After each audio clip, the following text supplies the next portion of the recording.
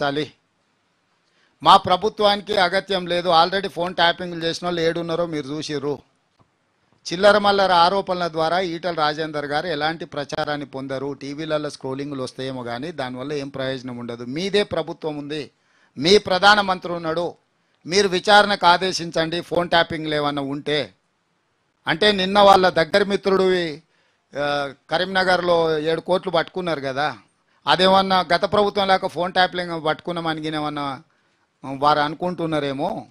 అట్లా లేదు. ఆడున్నోళ్ళే నగదు ఉందని చెప్పారు, పోలీసులు పోయి పట్టుకున్నారు. రెండవది ఇంకేదో ఆర్ఎస్ ప్రవీణ్ గారా, మంచి మిత్రుడు, సామాజిక స్పృహ బాధ్యత ఉన్నవాడు.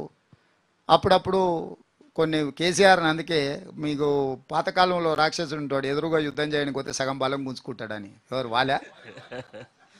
వాలా కేసీఆర్ కూడా అట్లాంటి వాడు, ఎంత తెలివి కల్లోడని ఎదురుగా పోతే సగం తెలివి గుంజుకుంటాడు. అట్లా మిత్రుడు అట్లా ఉన్నట్టున్నాడు. నాకు తెలిసి ఆయనతో చేరుతాడని నేను అనుకోను. ప్రవీణ్ పట్ల నాకు ఇప్పటికీ గౌరవం ఉంది. ఒక సామాజిక బాధ్యత ఉండి ప్రజల కోసం తన ఇంపార్టెంట్ పోస్ట్, అంటే తన డీజీపీ అయి ఉండేవాడు సర్వీస్లో ఉంటే.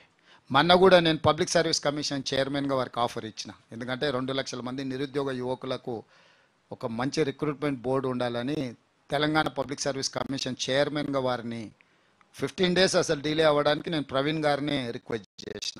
వారు ఉంటే మంచిగా ఉంటుంది, బాగుంటుందని. వారు అది కూడా తిరస్కరించారు. లేదు, నాకు ఇంకా పెద్ద బాధ్యత ఉన్నది, సమాజంలో నేను చేయాల్సిన పని ఉంది అని వారు. సో మరి ఈరోజు ఒకవేళ వారు కేసీఆర్తో చేరుతున్నారంటే ఇంకా వారే తెలంగాణ సమాజానికి జవాబు చెప్పాలి. ఇంకా నేను కామెంట్ చేయడానికి కూడా ఏం లేదు, ఎందుకంటే వారి పట్ల మన్నున్న గౌరవం ఈరోజు కూడా నాకుంది. నెక్స్ట్ మీరు నిజాం పాలన గురించి మాట్లాడారు. మరి ఉమా పేరు చెప్పలేదు. Sorry I'm Uma Sudheer, I'm with NDTV news channel. మీరు నిజాం పాలన గురించి మాట్లాడారు and you spoke about కాజిం Rizvi.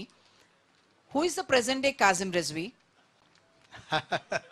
Really do you want that name? Mr. Prabhakar Rao. Oh.